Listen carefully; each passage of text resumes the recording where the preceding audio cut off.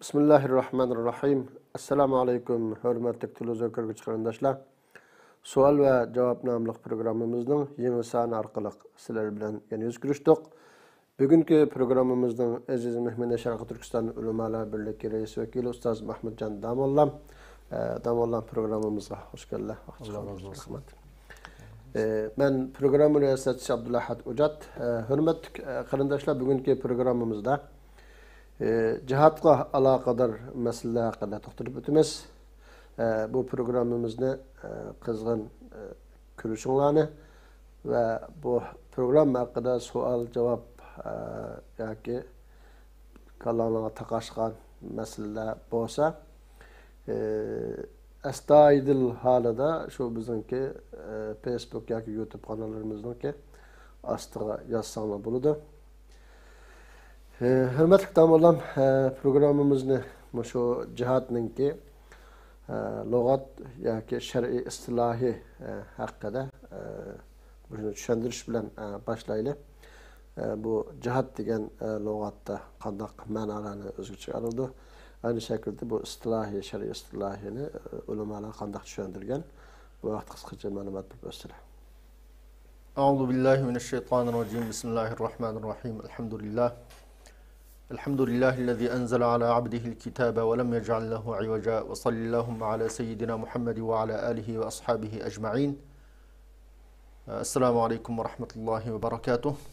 Allah subhanahu ve taala bu sohbetimizni ve bundan keyinki muştimida qilmoqchi bo'lgan sohbetimizni bizning va shundaqli xalqimizningki mush jihad haqidagi tushunchisini texmo aydınlaştırışqa, cihatdan ibaret bu ulug' bir ibadatni to'g'ri tushunib ham to'g'ri shaklda qilishqa bir haydakchi bo'lishini Allah subhanahu va taoladan umid qilaman. Nima uchun bu haqda to'xtaladigan bo'ldik? Nima uchun bu bugungi kunda bu jihad degan temada to'xtalamiz desa, birinchi bo'lib bu jihad islomdagi eng katta amallarning biri. Şu vaqtning o'zida eng islom mushu jihad degan mush ibodat orqali qattiq sat ko'rsatilgan, tuhmat qilingan, musulmonlar terrorchi deb tuhmat qilingan bu jihadni İslam dinidan, İslam qamusidan, hatta Qur'oni Karimdan chiqarib o'tishga urinilgan, hatta Qur'oni Karimdan bu jihad munosabatli oyatlarni chiqarib o'tib Qur'on bosgan ahvollarni dunyoda ko'ralgan. Bütün din düşmanları bu mesele qartachu desa alohida qarshi turdigan jihad kelimasi chiqsam xuddi bu halqi qo'rqinchliq, vahshiy bir qanxo'r behuda qon to'kadiganlarninki tayinib turib begunoh insonlarning qonini to'kadigan bir xil yomon bir ish deb alohida sat ko'rsatilgan bir iborat. Aynı şekilde bir kısım aynı vaqtdan buni ikki xil andın mushunda sat ko'rsatilgan bo'lg'achqa musulmonlar ichidami ikki xil ideyadagi insonlar paydo bo'ldi.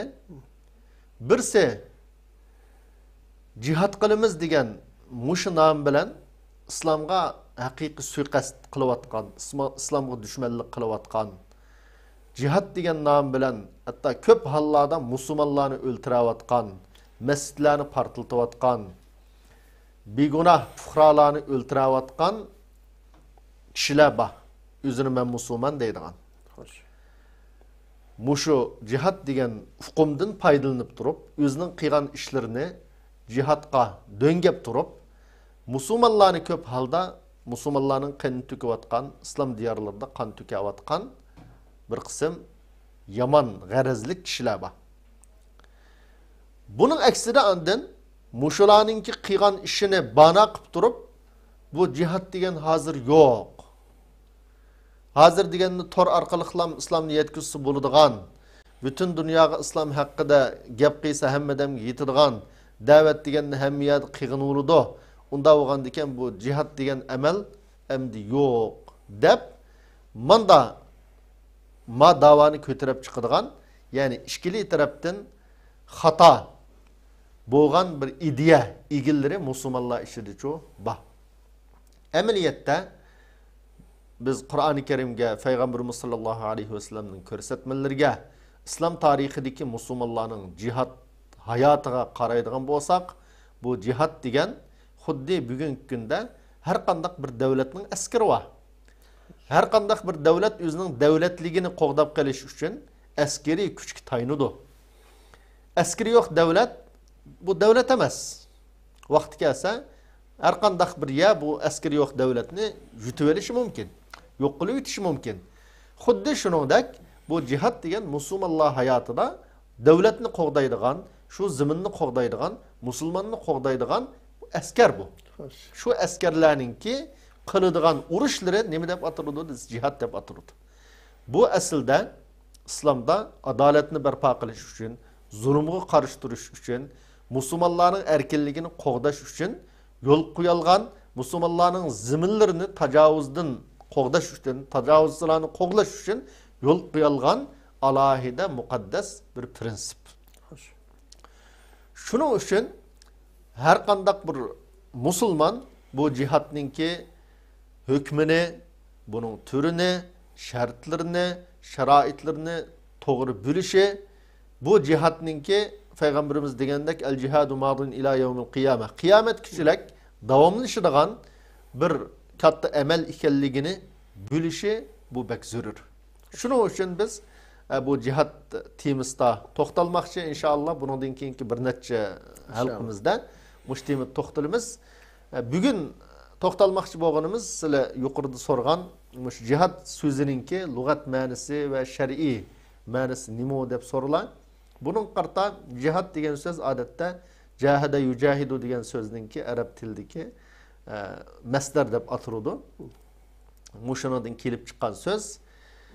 Bu ma'nosi nima desa bazlul juhd val wus'a deb tafsir qiladi lug'at kitoblarda. Ya'ni bir insonninki bütün kul imkoniyati bor iqtidorini, kuch-quvvatini, tirishchanligini ishiltish degan gap. Bir ma'nosi. Juhdidan kelib chiqqan bo'lsa. Agar jahdidan zavarlik bo'lgan bo'lsa, al-mashaqqa degan ma'noda.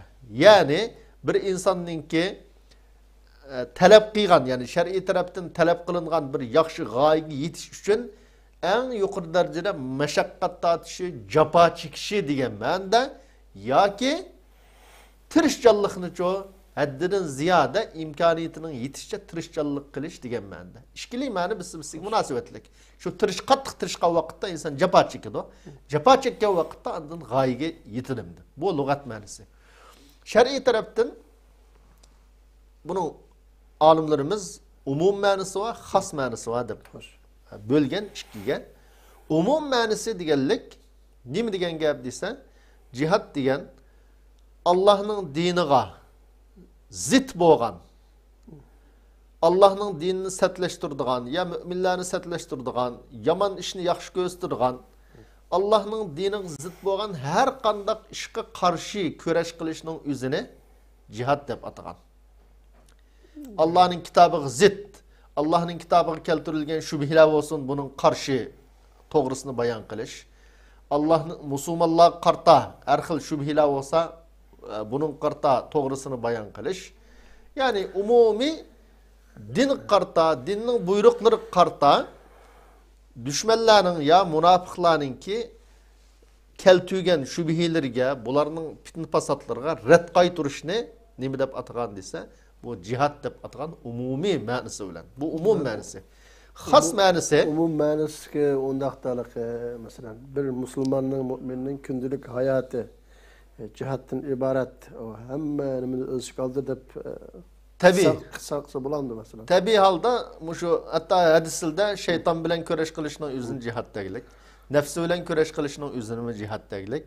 Tabii halda bu umum ma'nosi. Umum ma'nosi. Xos ma'nosi nima desa, xos ma'nosi Allah'ın dinini qoğdaş ve üstün qilish üçün kafirlar bilen köreş qilishning özüne bu jo xas ma'nisi degan. Shuning uchun jihadninki am ma'nisi, xas ma'nisi var. Ama xas ma'nisida va qital degan so'z var Qur'oni Karimda, buning bilan o'xshash hamda. Yani kutiba alaykumul qital deydi masalan, sizlarga urush qilish farz qilindi desa, mushar qital degan qurolliq, ya'ni badan bilan, jism bilan qildigan urush arab tilida shu qital deb atiladi. Lekin ma jihad degan so'z shu desa, buning ma'nisi nihoyat keng, jiq mazmunni o'z ichiga olgan. Musulmonninki agar niyati to'g'ri bo'lsa, g'oyasi to'g'ri bo'lsa, Allohning dinini ustun qilish uchun qilgan tirishchanlikning hammasi shu jihad deb atiladi. Bu shar'iy ma'nisi mushimdi. Xas ma'nisi kafirlar bilan urush qilish, umum ma'nisi shu desa, musulmonninki Allah'ın dinini üstün qilish uchun qilgan tirishchanliklarining hammasi bu jihad deb atiladi. Bununki fazli jihatda farqli bo'lsa-mu, atilish jihatida am İslam umum jihat, ama xas deb qaraganimiz Allah yo'lida qurolliq jihat qilishning o'zimi, ya'ni o, yani cho'ng jihat o demakchi. Ya xas ma'nisi bu demakchi. Xas ma'nisi bu demakchi. Allah razı olsun ustoz. Undaqda bu ikinci savolga kelsak, masalan, bu jihat qanday vaqtda, yani farz ayn bo'ladi. Qanday vaqtda farz kifoya holatida qoladi. Bu haqda bir qisqacha ma'lumot bersanlar. Alimlerimiz hem de Allah Subhanahu ve Taala'nın Kur'an-ı Kerim'deki nurgun ayetlerge, o ayetler mesela bir neçesini deril ekesek, mesela qatilul müşrikine kaffeten kema yuqatilunakum kaffe. Yani müşrikler sizlarga birlashib turib hujum qilgandek, sizlar bilan ko'rish qilgandek, urush qilgandek, sizlar ular bilan cho birlashib turib urush qilinglar. Yani birlikda qarshi turinglar. Mesela yani sure Baqarada necha ayet var? Xo'sh. Kafirlar sizlarga qarshi urush qilgandek, sizlar cho ular bilan urush qilinglar. Kutiba alaykumul qital. Sizlarga urush qilish farz qilindi. Ya ayyuhallazina amanu ma lakum idza qila lakum infiru fi sabilillahi thaqaltum. Sizlar Allah yo'lida jihad qilinglar desa, nimishqa chiqmay o'ltirib olasizlar degan mushu buyruqlar. Ve buningdan boshqa jihad haqida, jihad kalimasi Qur'oni Karimda 41 oyatda kelgandir. Mushu 41 oyatda umumiy ma'noda kelgan, xos ma'noda kelgan. Ve Peygamberimiz sallallahu aleyhi ve sellem'ninki nurgun hadislarda sahabelerinin yanına gelip ya Resulallah afdalul a'mal, mesela amelinin qaysi afzal desa, el cihadu fi sabilillah deb necha hadis shunda javob bergan yalar bor. Allah yo'lida jihad qilishdi. Ve onundan başka zirvatu sanamil İslam deb el cihadu fi sabilillah degan. Yani İslam'ın en yüksek, en afzal, en katta İslam'daki amel qaysi desa, Allah yolunda jihad qilish degan. Mushu umumiy dalillar qarab olimlarimiz shu desa, jihad u farz. Bunun farzligida hech kishim shak qilmaydi. Hech qanday bir ahlilim ya jihad farz emasdi deydigan adam islom dunyosida tarixdan buyon hozirga qadar sog'lom ahlilimning ichidan shu chiqib boqmagan. Ondan bu jihad hamma odamga farzmi? Yoki bir qism müminler muş amelini qilsa qag'illar gunohdan saqit bo'lamdi degan masala kelgan vaqtda umumiy holatda jihad farz kifoya degan. Yani bu bir qism musulmonlar bu amelni qilsa, yani jihad qilsa qag'illardan cho gunoh saqit bo'ladi degan. Nima uchun bunda degan desa, Allah Subhanahu ve Taala Qur'oni Karimda başka neç ayetlerde mesela la yestevil qa'iduna minel mu'minina gayru ulil darari vel mujahiduna fi sabilillahi bi amwalihim ve anfusihim faddalallahu mujahidina bi amwalihim ve anfusihim ma'al qa'idina daraja ve kullu va'adallahu husna ve faddalallahu mujahidina ecran azima. Muş ayette Allah Subhanahu ve Taala özür sıba turup jihad chiqanmagan kishilar bilan jihad chiqqanlarni barabar o'rinda qo'ygan. Ya'ni bir odamninki masalan kasalkan yoki ota-onasi ruxsat qilmabdi, masalan, Xo'sh. yoki xizmatini qilishga tegishlik ota-onasi bor ekan, har xil sabablar. Har xil sababdan o'zirlik holatda bo'lib jihatga chiqolmagan odam bilan jihatga chiqqan odamning mukofotini chu barobar sanadamdir. Lekin bihuda baka o'ltagan odam bilan jihatga chiqqanlarni barobar deb qaramadi. Xo'sh. Ya'ni o'zining hech qanday o'zrisi yo'q turib jihatga chiqmasa bir odam, yana bir odam jihat qildi ekan, bu ikkisi qat'iy barobar bo'lmaydi. O'shada g'oyru urid darar Xo'sh. deb alohida shuni ta'kidlab ekib qo'yishning o'zicha desa, o'zirliklarningki Allah özürsünü kubul kıldıqanlığını bayan qildi. Yani bir ayette "Leysa alel a'ma haracu ve la alel maridi harac" deb o ayette mücadesinde küz görmeydiğan ya kisel adamlige o cihat çıkmışsa bunun günahının yokluğunu bayan qildi. Muşuranın hemmisinden ya bunun başka peygamberimizden yana hadislerde mesela bir adam ya Resulullah ben cihat çıkıman diye vakitte senin atanan bağmı dese, bağ dese sen şu ata fefihime cahid. Sen ata-ananın hizmetini qil. Şular hakkında tirishchanlik qil, cihat qil. Deb ata-ana qilgan xizmatni mi cihat deb sanadi. Xo'sh. Masalan, Ayşa'nımız bu cihat hakkında kelgan hadis oyatlarning ne kadar jiqligini ko'rgandan keyin Peygamberimizin ya Resulullah biz bu cihatning eng afzal amal ekanligini biz bildik. Qur'oni Karimda bayon qilinganligi sizning ko'p so'zlaganliklardan afala nujahid Unda olganda biz mi cihat qilmamdiq deb ashunda degan vaqtda Peygamberimiz sallallohu alayhi vasallam la siz cihat qilmaysizlar. Lakunna afdalul jihadi hajjun mabrur. Yani sizninki ayollar sizninki eng afzal jihading qaysi desa Allah qabul qildigan yani yaxshi halal mal bilan haj qilganinglar sizlar uchun bu afzal dedi. Demek nurgun ayet hadislerde Peygamberimiz bir kısım Müslümanlarını çoğu bu cihat kılması mı buluduğun yani günah yazılmaydıganlar katarını çoğu sanıdı. Muşunundan çıkıp durdu ki umumi hükümde çoğu dese bu cihatın ki farz-ı kifayi ikenlige bir kısım Müslümanlar bu emelini kıysa kağallarının ki gədinin çoğu bunun sakıt bulduğanlığı yani günahının sakıt bulduğanlığı bu delillerden çıkıp durdu. Bunda bo'lgandan keyin bunda deganlik farz-ı kifoyi desa bu darajasini tushunganlik emas bu. Qat'iy darajasini tushunganlik emas. İmam G'iyafi rahimahullohning bir so'zi bor. Nima deydi desa furudul kifoyi afdal min furudil a'yan deydi. Nima gap bu? Yani farz kifayi bo'lgan amal Xo'sh. fard ayından afzal. Desa nimishqi buning illati nada desa uning ayg'idan deydi ki fard kifayi buning manfaati ummatga yetidi. Yani fard kifayining sababidan bütün ummat shu gunohdan xoli bo'ladi. Bir qism musulmonlar masalan janoza namozini bir qism musulmonlar o'qidi desak Mesela hammadan farz emas, farz ayn emas. Namazga baranmaganlarninki günahini bular qanday qiladi desa, namozni o'qiganlar ko'tarib o'tirib saqit qilish sabab bo'ladi.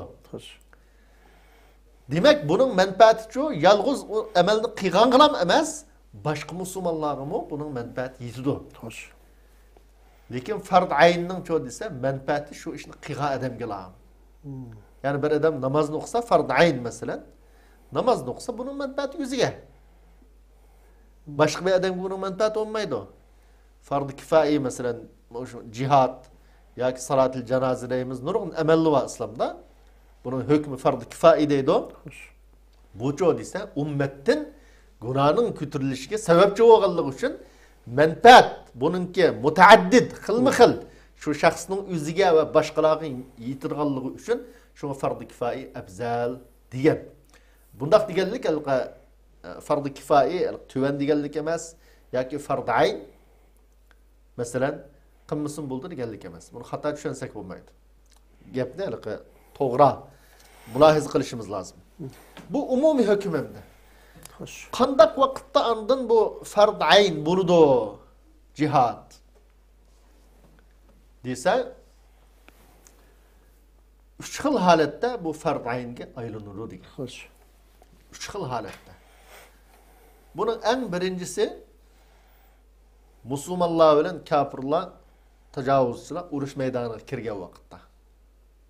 Ya eyyuhallazina amanu idza laqitumul kafaru zahfan fala tuwalluhumul adbar. Müminler sizlar kafirlar bilan urush maydonida uchrashsanglar, ular sizlarga hujum qilib kelayotgan bo'lsa, masalan, ular bilan uchrashib qolgan vaqtda qat'iy kenanlik qochmanglar degan. Peygamberimiz sallallahu aleyhi ve sellem "Et-tevelli yevmez-zahfi minel-kebair." Xo'sh. Seb'il mubiqat deb kelib, yani insanni halokatga tashlaydigan 7 turli gunoh var deb buni eng cho'ng Allohga shirik keltirish bo'lsa, shuning qatoridan cho desa, "Et-tevelli yevmez-zahf." Düşman bilan urush qilayotgan maydondan shu kechish. Bu minel-kebair, insonni halokatga tashlaydigan Allohning g'azabiga duchar qiladigan amal degan. Shuning uchun birinchi bo'lib urush maydoniga kelgan vaqtda bu har bir shu urush maydonidagi kishilarga hammasiga shu farz ayn urdi. Ammo jamoat mavla qilib tursin, men ketib turay deysiz shu gunoh kabirni cho'ng jinoyat ishlagan. Ustozim bu yerda taxminimda aniqroq bo'lsin uchun tafsilda so'rash to'g'ri kelsa, sizlar hozir masalan jihad maydonidagi yoki kafirlarla uchrashganlarning hammasiga masalan bir shahar ahli bo'lsa uchun masalan bizningki ikkinchisi hozirmuş. Abi birsi. Yani üç xil holatda deydik emasmi? Birinchi xil holati urush maydoni. Urush maydoniga kafirlar bilan uchrashgan vaqtda bu chaqda hech kishimning yadicho desa, men ketkash turay, mavla qilib tursin deyish haqqi yo'q endi. Hamma odamga farz ayn bo'ldi. Ikkinchi xil holati bir dushman musulmonlar zaminiga tajovuz qilib kelgan vaqtda musulmonlarning zaminini besib olsa yo tajovuz qilib kelsa, mayli besib olishning oldida bo'lsin, mayli besib olgandan keyin bo'lsin, bu zaminni ozod qilish, shu yerdagi musulmonlarni qutqizish uchun jihad qilish, shu yerdagi musulmonlarning hammasiga farz ayn bo'ldi. Hammasiga. Çünkü Kur'an-ı Kerim'de ya eyyuhellezine amenu qatilullezine yelunakum minel kuffar vel yecidu fikum gılza. Sizlar yeninglik kelgan, yani sizlarga tajovuz qilib kelgan, sizlarning zaminini besverish kelgan, sizlarning dafsanni qilish uchun kelgan bu kafirlar bilan chu urush qilinglar. Ular sizdan qattiqlikni, qo'pollikni, shiddatni chu ko'rsin ular deb Allah'ı diyor, kafirlar kelgan vaqtda ular umumiyizlik qarshi turishga buyurgan. Hatta alimlerimiz mush oyatning hukmiga asosan, xo'sh. Masalan, bizning vatanimizda hozir kafirlar besib oldi. Asli shar'iy tarafdan hukm bizga zaten besib olgandan boshlab farz ayn bo'lib ketgan ekan. Yani Sharq Turkiston xalqiga kafirlar şu zalim Xitoylar qachon besib olgan bo'lsa, butun xalqqa yani butun xalqqa şu kafirlar besib olgandan boshlab farz ayn bo'laqliq jihad hukmi. Xo'sh. Bularning kuchi yetmedi masalan. Kuchi yetmasa, ash ipcho'risiga musulmonlarga yetkiradi bu farzlik. Bizning masalan O'rta Osiyodagi musulmon qarindoshlar, chegirdash davlatlarga Pokiston. Asli hukm shu. Uni qilinmaslik o ayrım mesele. Bizning qilinmasligimiz yoki bizning qo'shnilarimizning bizga yordam bermasligi yoki Xitoyga setilib ketishi, masalan Pokistondaymiz, nurg'un davlatlar bor. O ayrım bir qabahat. O ayrım bir mesele, ayrım bir jinoyat. Lekin bu hukmiy tarafdan ashulug'im farz bo'lib ketamdi desa, asli farz bo'lib ketamdi. Bizga farz, ashulog'im farz, ya'ni shu zamin ozod bo'lib, aşağıdaki musulmonlar erkinlikka chiqqan qadar kurash qilish har bir musulmon uchun farzand. Buni qilmaslikning o'zi masalan Qanda sebepildim bosçu dese, kılanmaslık ayrım mesele. Yani kılanmaslık kuch yetmedi, kılanmadı. Mesela bizden nurgun halkımız kılanmadı. Tarihten bu yan nurgun adamlar kıldı, nurgunlarımız kılanmadık. Nurgun adamlar tirişçallık kıldı. Hele hem şunda tirişçallık kıldı. Bu hemmesi bunun ayrım mukafatı var. Hemmesininki ayrım nimesi var biz. Toxtalımız bunun kiyim mütek bu cihatın türleri hakkında. Lekin mesele imkaniyetini batırıp yukarıda bunun tarifi dedik ko. Bezlul cuhd vel vus'a. Bu cihatın asli lügattik manası nima o? Tirişçallık kılış. İmkaniyetini sarf kılış deganlik endi bu. İmkaniyeti turup ma'lum qılalaydigan ishni ish turup bunu qilmaslikning o'zi bu andın jinoyat. Yani hazır demakçi boğunumuz bizimki mesela 35 milyon değil, 30 milyon da 40 milyon değil demesek aşı bütün Şarkı Türkistanlıkların hemmisi cihat farz ayn. Cihat farz ayn. Ama ana biz hazır mesela imkaniyetimiz bolmaganlık üçün vatan içi ve sırtıdakilerin kılanmadık. O ayrı mesele. O kılanmaslık ayrı mesele. Kılanmaslık bunun hükmü fardı mı fardı. Mesela misal keltürsek hac qilish farz. Kişiler bana asan düşünüdü. Lekin hamma jam hajga bora olamdi? Boramaydi o. Doğru. Hamma adam Türkiye'de olsun, nurg'a adam hajga boramay o'lib ketdi mesela Türkiye'de. Dünyanın her qaysi joylarida shunda. Bütün nimasi bo'lgan odamlarga hammasiga farz yani. Asli musulmonga haj qilish farz. Musulmonga haj qilish farz. Lekin buning uchun ayda shartlari var, sharoitlari var. Mesela bizning mesela vatanimizdan chiqqan pasportsiz chiqqan nurg'un odamlar hajga bag'isi bor lekin boramaydi o. Pasport yo'q bugungi kunda. Zakat verish farz kimga? Melva odamga. Haj qilish farz, shuning iqtisodiy va pasport, viza degandek bunda sharoitlari to'lgan odamga. Lekin hamma odamga farz nima desa, tirishchanlik qilish farz. Hajga berish tirishchanlik qilish farz. Tirishchanlik qilib pul tepib zakat beradigan holatga yetishga tirishchanlik qilish farz.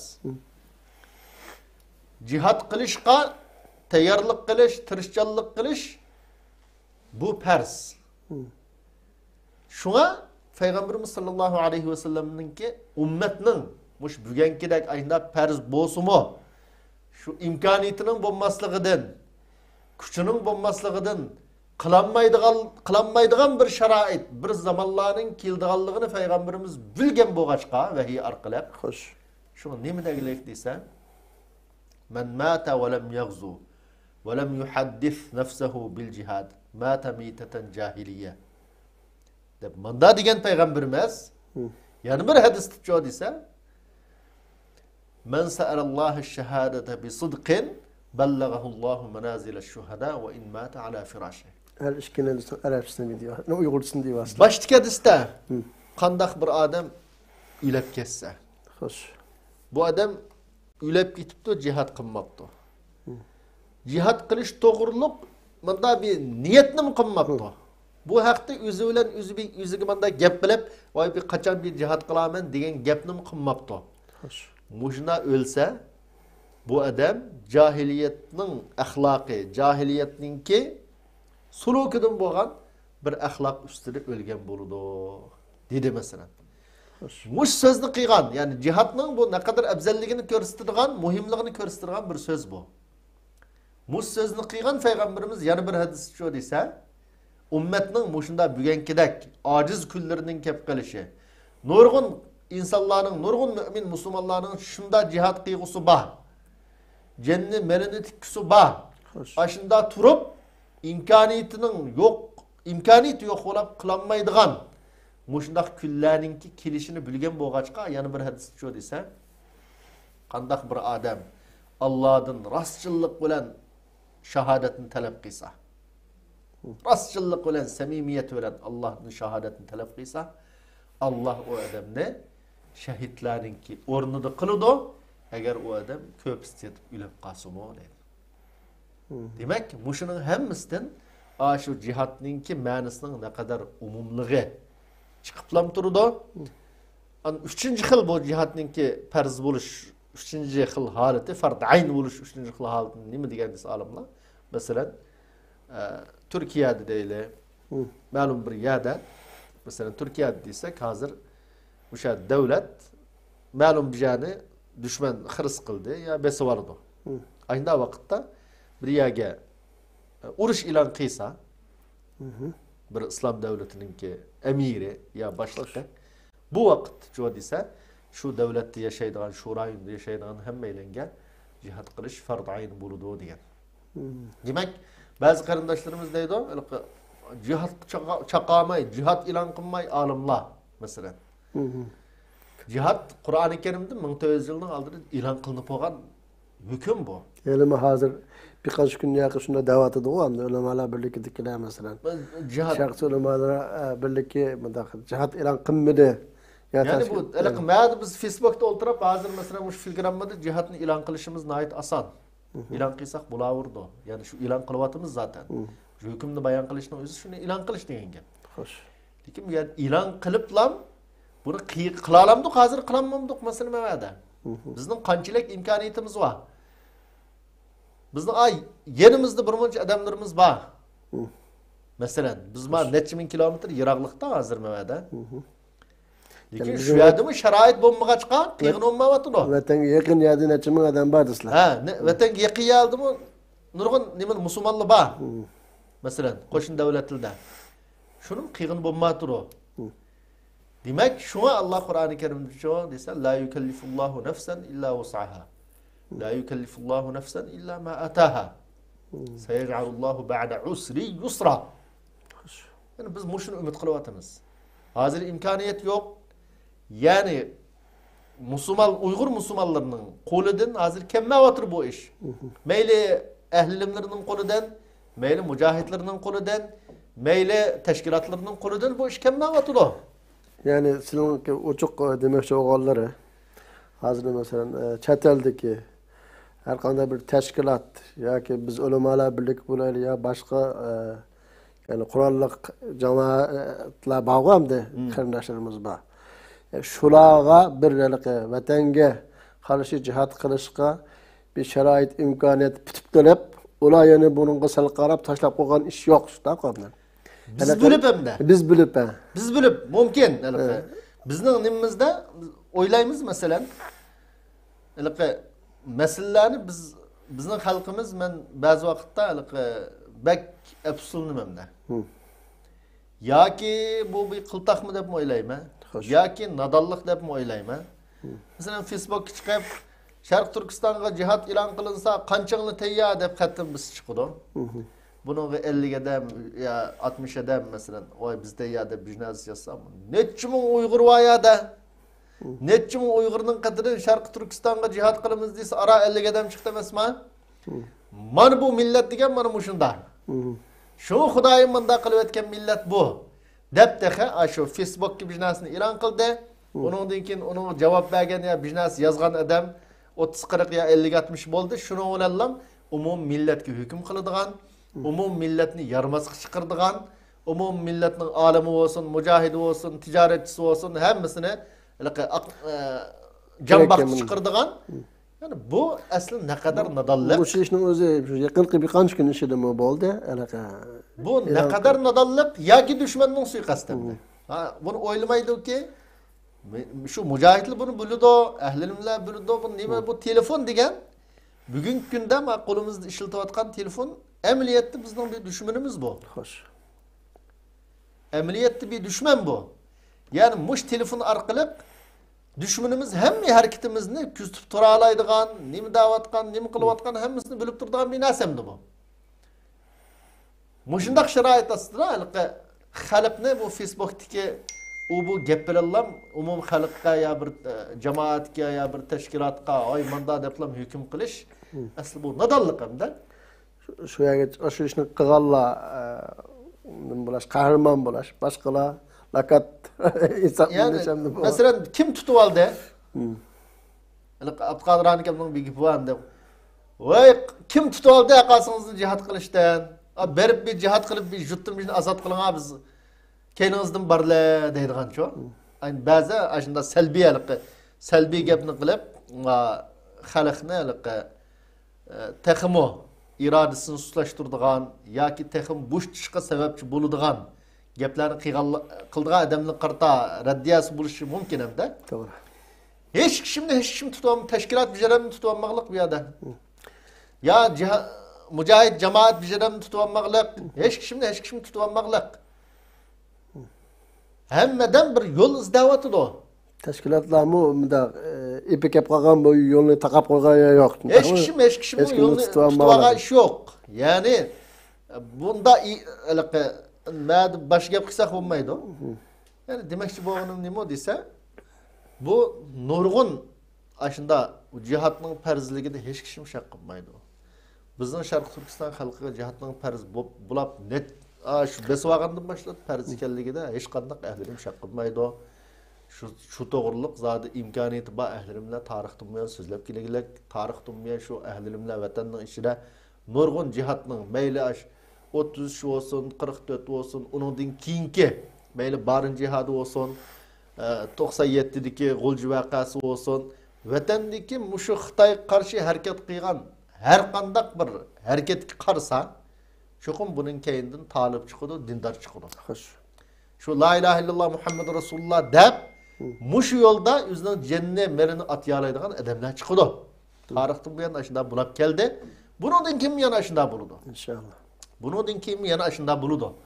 Lekin bu yerda xuddi bu hukm bir erqamasdak, buni bir haqlab bilmay qolgandek masala emas bu yerda.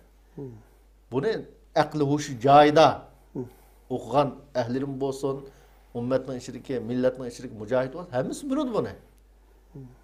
Şu hammadan bu ma İstanbul'dan Ankara'ya berip kelaya deplam mağdıgan bir yol emas hamda. Ankara'ya berish uchun bir adamning yanida 200 lira pul olsa, 30 ya binasiga beltirib bora oladi o. Lekin ma uchun unday yo'l emas bu. Avval berip kelaya, mani qilib etaya deplam qiladigan ish emas bu. Tarixdan buyon şu bu minal jahd deb kelishim shu bu jafo mushaqqatli yo'l bu. Qiyin yo'l bu. Qiyin yolda aslında Allah tanlagan adamlar, chidamchan adamlar, irodalik adamlar mağalaydigan yol bu. Başka adam çoğu mağalmaydı bunu. Allah razı olsun ustaz. Hem de bu evet geldik bu yukarıda cihatınki lügat, istilahi manisi ve qandaq pers buluş türlerini anlattık. Hem de bu cihatınki fazilet hakkında kısaca şöyle bir mesele bu. Qandaq faziletlik emel hem de bu. Bunu inşallah bunun tefsilatıga kelaki haftada ayrım kirimiz inşallah. Peygamberimiz sallallahu aleyhi ve sellem bir hadisinde mücahidninki Allah yolunda şehit bolganlarninki derecesinin ne kadar ulug' bo'lganligi, ne kadar katta bo'lganligini bayon qilib, birinci shu qeni temishi bilan tang, yani mücahidning urush maydonida qenning temishi bilan tang jannatdagi o'rnini ko'rdi degan. Mücahid jannatdagi o'rnini ko'rdi. Ondan urug' tuqqanlardan 70-ci qadamga shafaat qila oladi. Bunun man hurul ayndan manda ayollar bo'ladi. Yani bu mücahidning qabrisidan jannatga eshik ochiladi. Yani bunu bu faziletlerini sözligini tutsak hem de yamancık. Hatta yana bir hadiste her qandaq ülep ketken adam dünya qaytishni arzu qilmaydi. Dünya qaytishni arzu qilmaydi. Lekin mujohid cho desa, biz dunyoga ifarvaydigan nima so'raysan? Arzuying nima desa, shahid bo'lgan adam, mening arzuyim meni bir dunyoga yana bir qaytgan bo'lsa, ey Alloh, bo'lsam qaytaman sening yo'lingda kurash qilib, yana qayta o'lsam, qayta shahid bo'lsam deb mushuni arzu qildi. Deb Peygamberimiz sallallohu alayhi ve sellem mushuni ko'rsatgan. Bunun başka afdarul cihad, afdarul a'mali ilallah. Mesela amelin qaysi afzal desa Allah yolunda cihad qilish degan. Zarvat sanamul islam degan. Ma taraka qawmun al jihada fi sabilillah illa zullu.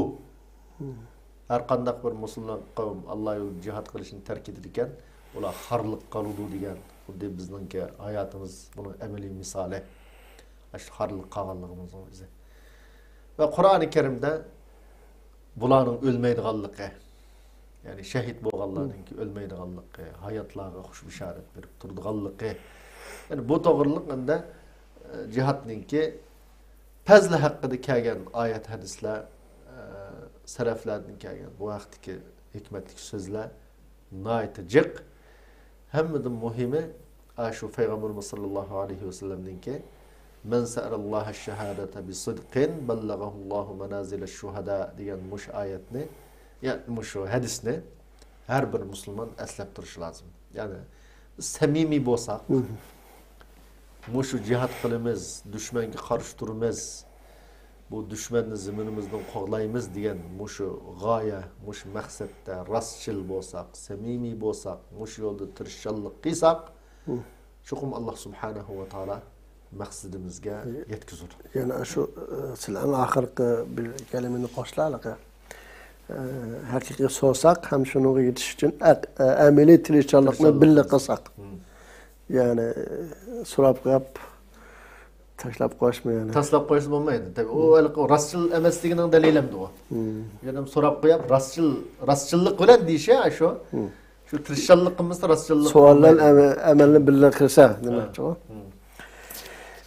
Ustoz endi asosliq bugungi programmdanki muhim nimalar tugadi. İnşallah bunun tafsiloti haqida kelar haftalarda programmada to'xtalamiz. Endi biz akşam shu bugungi programmaningki savolini chiqargandan keyin shu e'lonning ostiga bir qarindoshimiz bir masalani yozib qo'yapti. Buningga men qisqacha tushuncha berib o'tsak, boshqalarning kallasi qaymoq qolmasin endi rost shunday ekan bo'lar, nima chiqib qolganda bu yerga deb. Bu qarindoshimiz debdi, jihatga aloqador masalalar haqida mujohid o'limalarga qilsa ishning ahlini topgan bo'larmikin deymi debdi endi. Bu gapninki qanchaq o'rni bor. Buni bir tushuncha berib o'tsalar. Bu qarindoshimizdan Allah razı olsun. Bu şu bugünkü yangi zamanda targan gaplarning biri la yufti qaidun lil mujahid deb bir gap chiqirliq. Yani cihat meydanında bo'lmagan adam mujahidga fatvo bersa bo'lmaydi. Mujahidga mujahid fatvo berish kerak. Deb shunda deydigan bir gapni qiliqliq. Yani bir qism qarindoshlarimiz Araplarning shirin bu gap. Bu nima desa, shu biz yuqorida degan jihad birinchi bo'lib jihad degan so'zning ma'nosini xoslashtirib olganlik yoki xos tushunib olganlikning natijasi. Xo'sh. Ya'ni kishilarning iddiasida jihad desa darhol qurolliq kurash. Qurol bilan kafir bilan qiladigan kurash, mushulam jihad, boshqa ishlar jihad emas degan tushuncha o'g'achqa shu andan bir ehlirim bu haqda gap qilsa, bu mujohidlar qilsa yaxshi bo'lmamdi degan savol mavadini to'g'riliq hamdi. Xo'sh. Halbuki biz Qur'oni Karimga qaraydigan bo'lsak, masalan, payg'ambarimizga Alloh xitob qilib, "Vajahidhum bihi jihadan kabira." Xo'sh. Deb mushadik vajahidhum bihi degandagi damirni bütün olimlar Qur'oni Karimga deydi. Ya'ni Qur'oni Karim bilan bu Madina Makka tushgan oyat bu. Qur'oni Karim bilan sen mushriklar bilan jihad qil degini. Nim degan gap desa, Qur'ondagi haqni, to'g'rini yetkazish orqali, ularning botillarga raddiya berish orqali jihad qil degan gap. Yana bir oyatda ya ayyuhan nabiyyu jahidil kuffara val munafiqina waghluz alayhim masalan. Mush oyatda bu kafir munofiqlar bilan jihad qil deb bunda dedi masalan. Bu yerda payg'ambarimizning hayotiga qaraydigan bo'lsak, munofiqlar bilan urush qilganmi desa, unda urush qilgan ish yo'q. Hatta Abdullah ibn Ubayni o'ltiribdilar degan vaqtda payg'ambarimiz unga yo'l qo'ymagan. Unda bo'lgandan keyin bu nima gap mushadimi desa, hujjat, paket, dalil bilan kafir munofiqlar bilan shu islomning haqiqatini bayon qilish bilan shu ular bilan kurash qil degan ma'noda. Ya'ni jihadning ma'nosi umum. Unda bo'lgandan keyin bu jihad haqida Qur'oni Karim va Payg'ambarimiz sollallohu alayhi va sallamning hadislarini qisman bilgan. Bizlar buni bilimiz deb da'vo qilmaymiz. Xo'sh. Yani bu şahta izlengen her kandak bir ehlilimninki, İslamninki bir hükmü olgan diken bu mu gep kılış hakkı var. Eğer İslam'daki her bir emelni gep kılmagan ehlilim bu hakta gep kıyısı bulmaydı. Yani şu emelni kılmagan ehlilim bu hakta gep kıyısı bulmaydı dese mesela hac kılmagan bir alimninki hac hakkını gep kılış hakkı yok. Mesela İktisadının yokluğundan zakat öğrenmegen bir ehlilimninki zakat veriş hakkında gep kılış hakkı yok. Bunda mesele kilip çıkıyor. Din bunda mesela. Yeni bir gemde mesela bir İstanbul'daki bir alim kopap Suriye'deki bulatkan cihadi meydanda bulatkan bir iş hakkında fatva verse ya başka yerdeki bir meydandaki iş bir fatva verse ama siz meğer yoktunuz dese o başka yaptan. Bir adam nelke bu bir şer'i kaide emas. Hiç kanda şeriat nurgunluk fıkhi kaide emas, şer'i kaide emas. Yani cihat kılmagan alim cihat kılıvatkan yoki cihat hakkında gap qilsa bo'lmaydi deb şer'i bir kaide yok. Sahabenin sözü emas, tabiinin sözü emas, hiç kişinin sözü emas bu. Biz şu tariximiz qaraydigan bo'lsak, 4 mazhab egillarininki mesela İmam Ebu Hanife, İmam Şafii, İmam Ahmed deymiz. Hiç qasininki kafir bilan cihat qilgan nimasi yo'q. O zaman da İslam üstünlüğü igi olgan, onda bir nima vaqt emas. Ular onda cihat qilish farz ayn olab, onda geldiğini düşmepti ekan bilenmi? Şolunun qarsak, nurgun cihat haqqida şu kitapları var mesela. Hemmi kitaplardan. İbn Hajar deymiz, İmam Buxariyni şerhiligen mesela. Yani nurgun alimlarning hayatı qarsak, ulu bir kafir bilan qurolliq urush qilgan bir hayat yok. Hatta peygamberlerge qarasak İbrahim aleyhisselam nurgun peygamberlerin özünün kavmi bilen qurolliq bir urush qilgan tarixini Qur'oni Karim bizga bayon qilmadi. Ular mujahid emasmi? Yani qaysi birimiz İbrahim aleyhisselamni mujahid emas deya olamiz? Tilimiz kuydi. Mujahidlarninki eng peshvasi. Vattahadallohu İbrahim'e halila degili Qur'oni Karimda. Hiç kandak bir peygamberge Allah'ımda hitap kılmaklık. Şunda hitap kılmagan peygamber özünün kavmi bilen uruş kıygan deb bir jihad yok Qur'oni Karimda. Ya Peygamber Aleyhisselam'ın hadisi de. Uruş kıygan, cihat kıygan, nime bilen kıygan, hüccet paketi bilen kıygan. Şunun için ma cihat degen sözünün ma'nisini yaxshi tushunishimiz lazım. Qur'oni Karimda inşallah bu daqi haftada bu vaqt to'xtalamiz. Qur'oni Karimda qandaq ma'nilardi bu kelgan bu cihat degan so'z. Qital qandaq ma'nida kelgan, cihatning turlari masalan bu mazmunlar to'xtalamiz. Shuning uchun bir diniy masalada fatvo berishninki sharti Qur'on hadisni bilish, ondan ahli ilmlarninki Qur'on hadisga bo'lgan sharhi tushunchalarini birazim bo'lsa bilish, arab tilini bilish. Mesela meyli bu Arap dili bu nahv sarf itibarı olan bolsun yoki başka taraflar olan bolsun Arap dilini bilish, Qur'on hadisini bilish, Peygamberimizningki nasih mansukh masalalarini bilish, yani 4 mazhabninki ma'lum masalalarga bo'lgan qarashlarini bilish mushu yetarlik.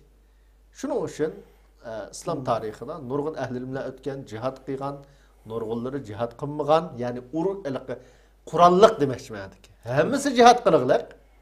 Hammasi jihad qiliqlar. Lekin xos dushman bilan qurolliq kurashni bütün ahli ilmlar tarixdagi qilganmi deysiz, unda emas endi. Shuning uchun bu masalada qarindishimizningki bu masalani to'g'ri tushunishini, har qanday bir ahli ilmningki islomdagi har qanday bir hukm haqida agar ahliyati bo'lsa, ya'ni salohiyati bo'lsa, shu vaqt gap qilish haqqının balig'ini bilish bu her bir qarindishimizning mas'uliyati. Rahmat. Tüketayım. Hürmetli qarindoshlar, bunun bilan bugungi savol va javob nomli programmamiz oxirlashdi. İnşallah başqa programlarda görüşüş ümidi bilan hammalarni Cenab-ı Allah Teala'ga topşirdik. Hayırlı hoş aman bulunlar. Vesselamu aleyküm ve rahmetullahi ve berekatuhu.